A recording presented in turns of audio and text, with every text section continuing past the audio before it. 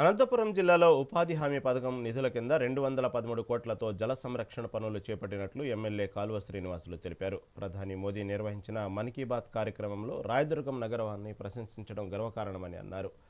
పట్టణంలో 2 కోట్లతో ఏర్పాటు చేసిన నగరవనాన్ని ఆయన సందర్శించారు. జల సంరక్షణ కోసం కూటమి ప్రభుత్వం చేపడుతున్న కార్యక్రమాలను ప్రధాని దేశవ్యాప్తంగా ప్రస్తావించడం ఆనందంగా ఉందన్నారు. నీటి సంరక్షణలో జిల్లా ఆదర్శంగా నిలిచిందని తెలిపారు.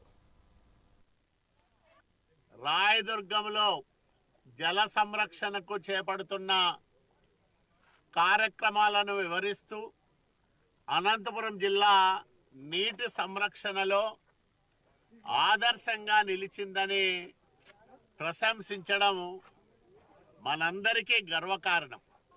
ఏడాదిన్నర కిందటి నుంచి మళ్ళీ ఈ కార్యక్రమాలన్నీ ప్రారంభమయ్యాయి. ఒక్క ఉపాధి హామీ నిధులను వినియోగించే అంటే దాదాపు 213 కోట్ల రూపాయలు ఈ జిల్లాలో జల సంరక్షణ కోసం ఉపాధి హామీ నిధులను ఖర్చు పెట్టాం. 30,000కు పైగా నీటి సంరక్షణ స్ట్రక్చర్స్ను నిర్మించాం.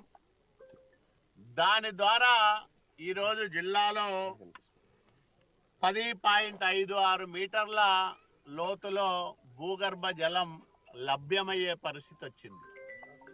అయితే ముఖ్యమంత్రి చంద్రబాబు నాయుడు గారి లక్ష్యం ఒక్కటే,